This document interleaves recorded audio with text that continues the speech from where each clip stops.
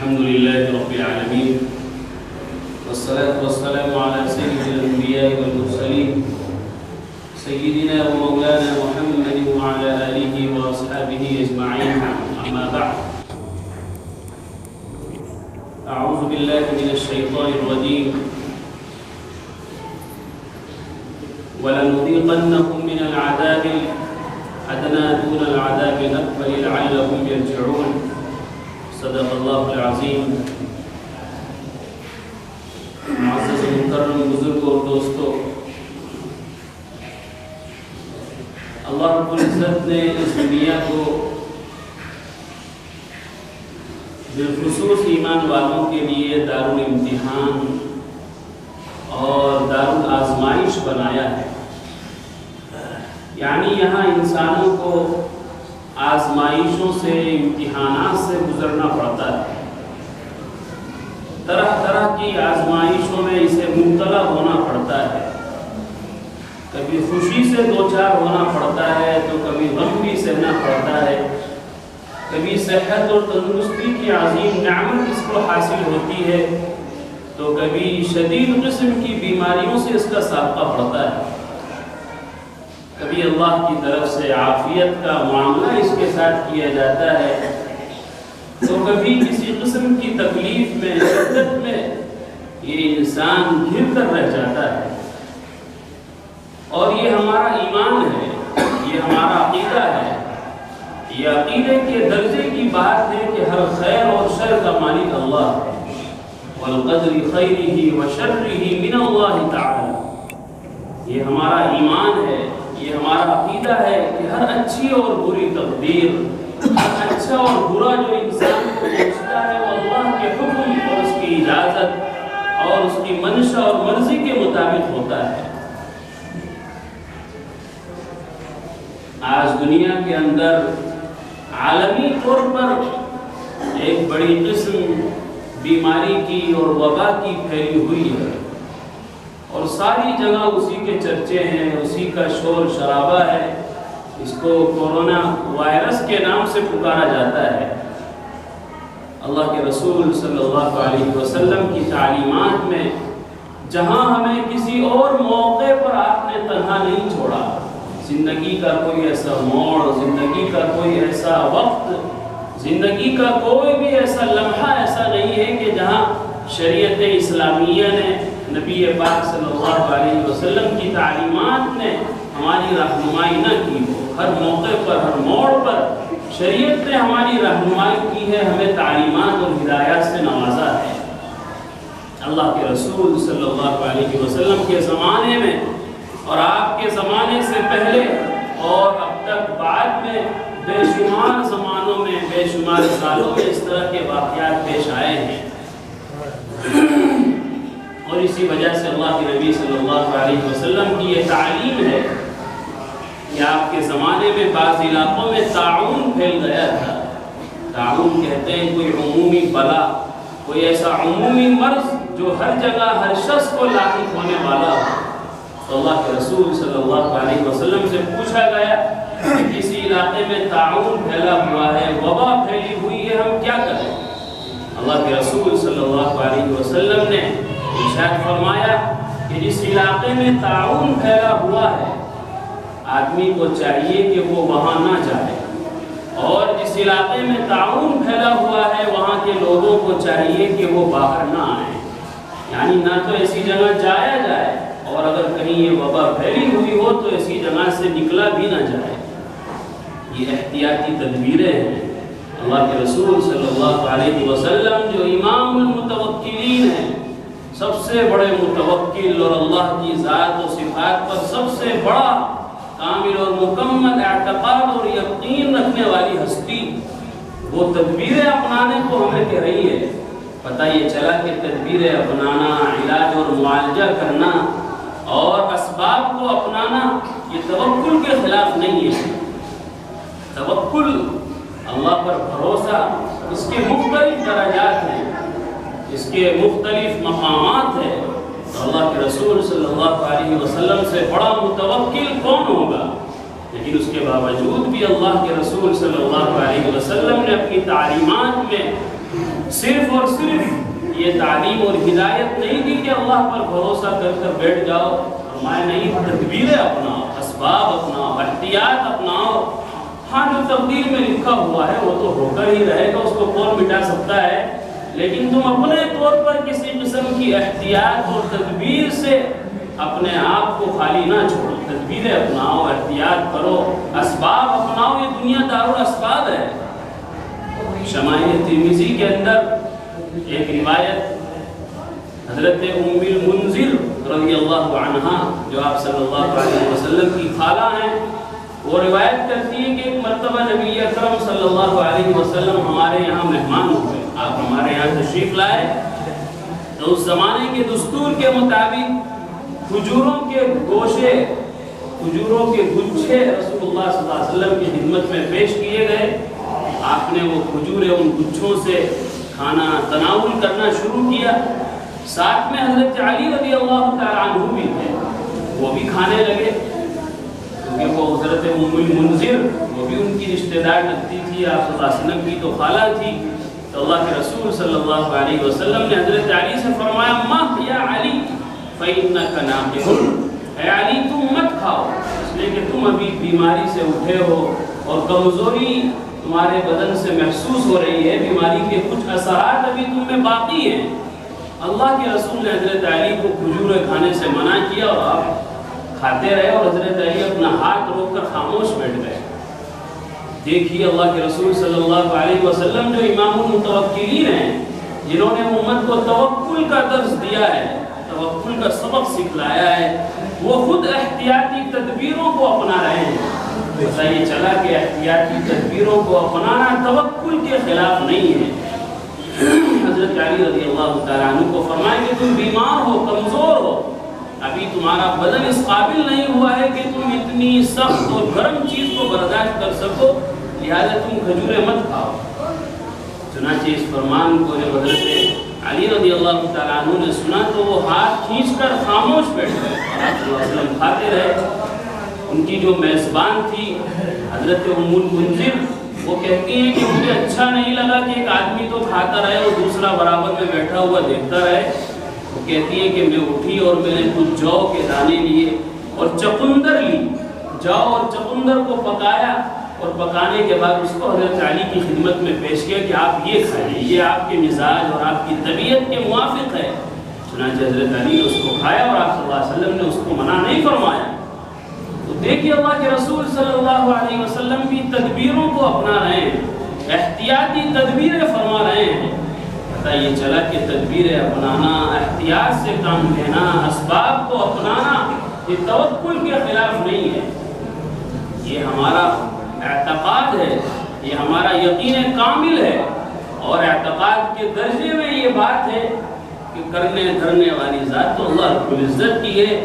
اس کائنات کے درخت کا ایک پتا بھی آپ کے اجازت اور حکم کے بغیر نہیں ہوتا، اس کے باوجود بھی احتیاط ہمیں اپنانی چاہیے، اس لیے کہ ہم تقدیر پر ایمان تو رکھتے ہیں لیکن تقدیر سے واقف نہیں ہیں۔ یہ ایک بڑی گہری بات ہے جو بڑی غلط فہمیوں میں بھی انسان کو ڈال دیتی ہے کہ جب تقدیر ہی پر سب کچھ بھروسہ کرنا چاہیے، تقدیر ہی کو ماننا چاہیے، تو پھر ہاتھ پیر مارنے کی کیا ضرورت ہے؟ جو تقدیر میں لکھا ہوا ہوگا تو وہ تو ہو کر ہی رہے گا۔ تقدیر کو ماننا تو ضروری ہے، لیکن تقدیر کے بھروسے بیٹھ جانا اس کی شریعت میں اجازت نہیں ہے، بلکہ انسان کو اللہ نے ہاتھ پیر اسی لیے دیے ہیں تاکہ یہ ہاتھ پیر مارے، اس کو صلاحیت اور ہنر، صحت و توانائی اسی لیے دی ہے تاکہ اسباب کو اپنائے، کیونکہ ہم تقدیر پر ایمان تو رکھتے ہیں لیکن تقدیر کے بارے میں ہم جانتے نہیں، ہمیں کیا خبر ہے کہ 10 منٹ کے بعد کیا ہونے والا ہے، کل کیا ہونے والا ہے۔ تقدیر پر ایمان ایک الگ چیز ہے، لیکن تقدیر کا علم رکھنا اور یہ جاننا کہ کل کیا ہونے والا ہے، یہ غیب کی بات ہے، یہ اللہ کے علاوہ کوئی نہیں جان سکتا۔ ہم نہیں جان سکتے تو اسی لیے تو اپنے روزی روٹی کے اسباب، کاروبار، بزنس کرتے ہیں اور طرح طرح کی تدبیریں اپنے کاموں کو انجام دینے کے لیے کرتے ہیں، اور بعض دفعہ وہ تدبیریں کارآمد بھی ہو جاتی ہیں اور بعض دفعہ وہ تدبیریں فیل بھی ہو جاتی ہیں، اس لیے کہ تقدیر میں اس کا الٹا لکھا ہوا ہوتا ہے۔ تو کہنے کا مقصد یہ ہے کہ ایسے موقعوں پر ہمیں جہاں توکل کا دامن نہیں چھوڑنا چاہیے، وہیں تدبیریں بھی اپنانی چاہیے۔ رسول اکرم صلی اللہ علیہ وسلم نے تدبیریں کرنے کا حکم ارشاد فرمایا۔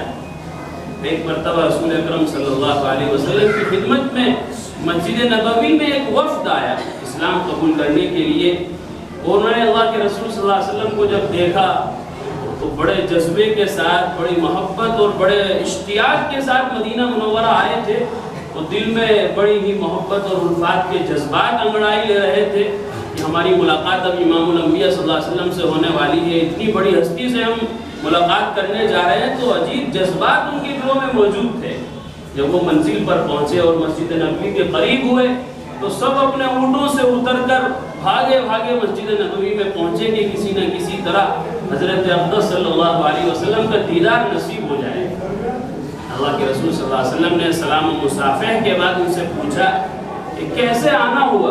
فرمایا کہ سواریوں کے ذریعے سے، اونٹنی اور اونٹوں کے ذریعے سے آنا ہوا ہے۔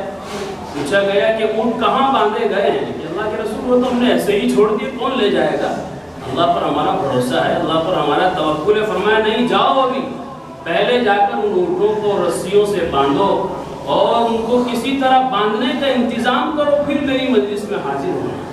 اللہ کے رسول نے یہ نہیں فرمایا کہ ہاں تم نے بہت اچھا کیا، توکل پر بھروسہ کیا، تم نے اللہ کی ذات پر بھروسہ کیا، بہت اچھا کیا، اونٹ کھلے رہنے دو، اللہ حفاظت کریں گے۔ نہیں، فرمایا کہ دنیا دارالاسباب ہے، دارالتدبیر ہے، یہاں تدبیریں اپنانی پڑتی ہے، اسباب کو اپنانا پڑا ہوگا وہی تو اللہ چاہیں گے، لیکن ہمیں اپنی طرف سے کوتاہی اسباب کی اختیار کرنے میں، تدبیروں اور احتیاط کو اپنانے میں نہیں کرنی چاہیے۔ آج بھی جو یہ وبا پھیلی ہوئی ہے اور جو یہ وائرس قسم کی ایک عجیب و غریب آزمائش میں امت مبتلا ہے، اس سلسلے میں بھی بڑی احتیاطی تدبیروں کے بارے میں کہا جا رہا ہے کہ آدمی صاف ستھرا رہے، ہر وقت پاک اور پاکیزہ رہے، اور ساتھ ہی ساتھ اجتماعات سے بچا جائے۔ اجتماعات کا مطلب جمع ہونے سے۔ شادی کے فنکشن ہے جس میں بڑی بھیڑ بھاڑ ہوتی ہے، ہر طرح کا آدمی آتا ہے، ہر طرح کی بیماریوں سے لاحق شدہ آدمی اس مجلس میں آتا ہے اور دیر تک لوگ رہتے ہیں۔ احتیاط کا تقاضا یہ ہے، احتیاط کا پہلو یہ ہے کہ ایسے بڑے بڑے پروگرام، چاہے وہ جلسوں کے ہوں، اجتماعات کے ہوں، شادیوں کے ہوں، اس میں لوگ زیادہ بڑی تعداد میں جمع ہوں، فی الحال کے حالات کو دیکھتے ہوئے، تدبیروں کو اپناتے ہوئے، احتیاط پر چلتے ہوئے ایسے اجتماعات سے گریز کیا جائے۔ بالخصوص شادی کے پروگرامات، اس سلسلے میں ہمیں فکر مند ہونے کی ضرورت ہے۔ بڑی تعداد میں اور بڑی بھیڑ بھاڑ کے ساتھ یہ پروگرامات چلتے ہیں اور اس میں ہر قسم کا آدمی آتا ہے، شریک ہوتا ہے، اور ایک دوسرے کے جراثیم سے کسی کو کوئی نقصان پہنچ سکتا ہے۔ اللہ کے رسول صلی اللہ علیہ وسلم نے ایک موقع پر یہ بھی فرمایا فر من المرزوم کفرارک من الاسد، تم کوڑ کے مریض سے ایسے بھاگو جیسا کہ شیر سے بھاگتے ہو۔ اس طرح شیر کو دیکھ کر تم بھاگ جاتے ہو، اسی طرح کوئی کوڑ کا مریض ہے، جذام کے مرض میں کوئی مبتلا ہے، اس لیے کہ وہ عام ماحول کے اعتبار سے اور لوگوں کے سوچ کے اعتبار سے لگنے والی بیماری ہے، شریعت کی سوچ کے اعتبار سے نہیں، لوگوں کی سوچ کے اعتبار سے وہ لگنے والی بیماری ہے۔ کہیں کسی کو لگ نہ جائے اور پھر کوئی یہ نہ سوچ بیٹھے کہ اس کی وجہ سے یہ بیماری لگی ہے، حالانکہ وہ تو اللہ کا فیصلہ تھا، وہ بیماری تو لگنی ہی تھی، لیکن ظاہری اسباب کی وجہ سے کہیں کسی کا عقیدہ خراب نہ ہو جائے، کہیں کسی کا دل و دماغ اللہ سے ہٹ کر بس اسباب ہی پر نہ رہ جائے کہ میں اس کے پاس بیٹھا تھا، میں نے اس کا جھوٹا پیا تھا، کھایا تھا، میں نے اس سے مصافحہ کیا تھا، گلے ملا تھا، تو شاید اس کی وجہ سے وہ بیماری مجھے لگ گئی ہو۔ اس لیے شریعت نے فرمایا کہ ایسی چیزوں سے اور ایسی بیماریوں سے اور ایسے بیماروں سے احتیاط کی جائے۔ آج بھی دنیا کے اندر عالمی پیمانے پر بڑا خوف، دہشت کا ماحول ہے اور اس کے اندر بڑی تدبیریں اپنائی جا رہی ہیں۔ بہت سے ممالک کی خبریں ہیں کہ وہاں مسجدوں ہی کو بند کر دیا گیا ہے، قطر کے اندر، دبئی کے اندر، سعودی عرب کے اکثر ملکوں کے اندر وہاں مسجدیں ہی بند کر دی گئی ہے۔ جمعے کی نماز کی بات تو الگ ہے، اور نمازوں میں بھی نمازیوں کا داخلہ مسجد میں نہیں ہے۔ قطر سے امام صاحب سے بات ہوئی، دبئی کے امام صاحب سے بھی بات ہوئی، انہوں نے رو رو کر بتایا کہ اللہ نے ہمیں اپنے گھر سے، اپنے در سے بھی دور کر دیا ہے۔ ہم اتنے گنہگار ہو گئے ہیں، اتنے خطاکار ہو گئے ہیں کہ اسباب ایسے اپنائے گئے اور حالات ایسے بنتے چلے گئے کہ ہم نے جب مسجدوں سے اپنے آپ کو دور رکھا تو اللہ نے بھی ایسے حالات بنا دیے اور ایسے اسباب اپنا دیے کہ جب تمہارا دل مسجدوں سے دور رہنے میں ہی لگتا ہے تو بس اب میرے گھر سے دور ہی رہو۔ چنانچہ وہاں کی مسجدوں کو بند کر دیا گیا اور حکومتی پیمانے پر یہ اعلانات کر دیے گئے کہ اپنے اپنے مقامات پر نمازیں ادا کی جائے، اپنے گھروں میں نمازیں ادا کی جائے، اپنے گھروں میں جمعہ ادا کیا جائے۔ اللہ کا شکر ہے ہمارے ملک کے حالات ایسے نہیں ہیں، اور اللہ نہ کرے آئندہ ایسے حالات ہوں۔ اللہ پورے عالم کی اس وبا سے اور اس عظیم ابتلا اور آزمائش سے حفاظت فرمائے۔ یہاں عام اجازت ہے لیکن پھر بھی ہمیں احتیاط کی ضرورت ہے۔ اس وقت کے شیخ الاسلام حضرت مولانا مفتی محمد تقی صاحب عثمانی دامت برکاتہم العالیہ بڑے عالم ہیں، ان کو شیخ الاسلام کا لقب دیا گیا ہے، بہت بڑی ہستی ہے۔ انہوں نے حکومتی پیمانے پر یہ اعلانات کیے ہیں کہ ہم اجتماعات سے بچیں، جلسے جلوس میں بھیڑ بھاڑ کرنے سے بچیں، شادی کے بڑے بڑے پروگراموں کو کرنے اور ان میں شریک ہونے سے احتیاط کریں، اس لیے کہ احتیاط کرنے کا حکم شریعت نے ہمیں دیا ہے۔ خامخواہ اپنی جان کو خطرے میں ڈالنا اور اپنے آپ کو خطرے سے واقف کرنا، لاحق کرنا، شریعت اس کی اجازت نہیں دیتی۔ اور یہ بھی فرمایا گیا کہ سنتیں اپنے گھر رہ کر ہی پڑھی جائے۔ نمازوں سے پہلے کی سنتیں ہیں، نمازوں کے بعد کی سنتیں ہیں، ان کو اپنے گھر ہی پر ادا کیا جائے۔ اور شریعت کا حکم بھی یہی ہے کہ افضل یہی ہے، سنت یہی ہے کہ مسجدوں میں صرف فرض نماز ادا کی جائے۔ لیکن آج کل ہم اس سنت کو بھولے بیٹھے ہیں، آج کل ہم اس افضل عمل کو بھول گئے ہیں۔ اس موقع پر ہمیں یہ عمل یاد آیا ہے کہ سنتیں گھر پر پڑھنی چاہیے۔ اللہ کے نبی نے فرمایا کہ اپنے گھروں کو قبرستان مت بناؤ۔ اس طرح قبرستان میں نماز نہیں پڑھی جاتی، وہاں رہنے والوں کو نماز پڑھنے کی اجازت نہیں ہے، تو تم بھی مرنے سے پہلے اپنے گھروں کو قبرستان یا قبر نہ بناؤ، وہاں بھی اپنی نمازوں کا کچھ حصہ پڑھا کرو، کچھ حصہ نمازوں کا وہاں بھی ادا کیا کرو، تاکہ تمہارے گھر میں خیر و برکات نازل ہو، نمازوں کے اثرات سے تمام اہل خانہ مستفید ہوں، وہاں سے آلائیں بلائیں مصیبتیں اثرات جنات و شیاطین کے دور دفع ہوں۔ اس لیے شریعت نے فرمایا کہ مسجدیں صرف فرض نمازوں کے لیے بنائی گئی ہے، باقی فرائض ہے، نوافل ہے، واجبات ہے، سنتیں ہیں، دیگر ان کے لیے گھر ہیں، وہ گھروں میں ادا کرنی چاہیے۔ وضو گھر کر کے آئیں، وہی سنتیں پڑھیں، مسجد میں فرض ادا کریں، اور بھی فرضوں کے بعد کی جو سنتیں ہیں وہ بھی گھروں پر ہی انجام دیں۔ ایک سنت بھی زندہ ہوگی، ایک افضل عمل پر عمل بھی ہوگا اور احتیاطی تدبیر بھی ہوگی۔ اور فرمایا گیا کہ اسی طرح ائمہ حضرات کو بھی چاہیے کہ وہ اپنے جمعے کے خطبات اور اپنی نمازوں کو لمبی نہ کریں، مختصر نمازیں پڑھائیں، نہ معلوم کون کس پریشانی میں مبتلا ہے اور کیسے حالات سے دوچار ہے، تاکہ زیادہ دیر یہ اجتماع نہ رہے۔ ابھی آپ کو بتلایا جا رہا ہے کہ احتیاطی تدبیروں کو اپنانے کو شریعت منع نہیں کرتی، خود رسول اکرم صلی اللہ علیہ وسلم نے بے شمار موقعوں پر احتیاطی تدبیریں اپنانے کے لیے ہمیں بتلایا ہے۔ آپ بار بار کتابوں میں سنتے ہیں کہ اللہ کے رسول نے بعض بیماروں کو مدینے کی 7 عجوہ کھجوریں کھانے کا حکم فرمایا کہ اگر ایسا کھاؤ گے تو یہ بیماری نہیں لگے گی، وہ بیماری تمہارے قریب نہیں آئے گی۔ حدیثوں کے اندر ایسے واقعات موجود ہے۔ یہ سب تدبیریں ہیں، یہ سب احتیاطی پہلو ہیں، ہمیں ان سے ہرگز گریز نہیں کرنا چاہیے، جہاں تک ہو سکے ان کو اپنانا چاہیے۔ نہ معلوم کب کیا ہو جائے، یہ سب اللہ کے اختیار میں ہے، اللہ کے علم میں ہے۔ ہمیں کسی بھی احتیاطی تدبیر سے اپنا منہ نہیں موڑنا چاہیے۔ اللہ کے رسول صلی اللہ علیہ وسلم سے بڑا توکل کرنے والا کون ہوگا؟ آج بھی اگر ہم اس غلط فہمی میں ہوں کہ چلو جو کچھ ہوگا دیکھی جائے گی، اللہ مالک ہے، یہ اللہ کے رسول صلی اللہ علیہ وسلم کی ذات پر گویا کہ دھبا ہے، یعنی آپ اللہ کے رسول سے بڑے متوکل ہو گئے ہیں۔ اللہ کے رسول تو تدبیریں اپنا رہے ہیں، اسباب اپنا رہے ہیں، احتیاط کے پہلو اپنا رہے ہیں، اور آپ کہہ رہے ہیں کہ جو کچھ ہوگا دیکھی جائے گی، آپ سب کرو، سب طرح رہو اور ہر طرح کی احتیاطی تدبیروں سے دور رہو۔ یہ رسول اللہ صلی اللہ علیہ وسلم کی شریعت سے، شریعت اسلامیہ سے بغاوت ہے۔ احتیاطی پہلوؤں کو اپنانا چاہیے اور اللہ سے دعائیں بھی اور لو بھی لگانی چاہیے کہ اللہ کی طرف سے قرآن کریم کی جو آیت سب سے پہلے پڑھی گئی ہے اس میں اس بات کا اشارہ ملتا ہے۔ اللہ نے فرمایا کہ بڑا عذاب قیامت کے دن جہنم میں جو گناہگاروں کو ملے گا وہ تو الگ ہے، وَلَنُذِيقَنَّهُم مِّنَ الْعَذَابِ الْأَدْنَىٰ، اور ضرور بھی ضرور ہم تمہیں دنیا کے اندر چھوٹے چھوٹے عذابات چکھائیں گے، ضرور۔ وَلَنُذِيقَنَّهُم عربی جملہ ہے، بڑا پاورفل ہے، اور اتنی گہرائی کے ساتھ تاکید کے ساتھ اللہ نے ارشاد فرمایا کہ ضرور بھی ضرور ہم تمہیں دنیا کے اندر چھوٹے موٹے عذابات چکھاتے رہیں گے. بڑا عذاب اپنی جگہ ہے لعلہم یرجعون، اور یہ عذابات جو دنیا میں تم پر آئیں گے وہ اس لیے تاکہ تم اللہ کی طرف لوٹنے والے بن جاؤ، اللہ سے لو لگانے والے بن جاؤ، اللہ کی طرف آنے والے بن جاؤ، اور اللہ کی بغاوت کو، اللہ کی نافرمانی کو اور اللہ سے اپنے ٹوٹے ہوئے رشتے کو جوڑنے والے بن جاؤ.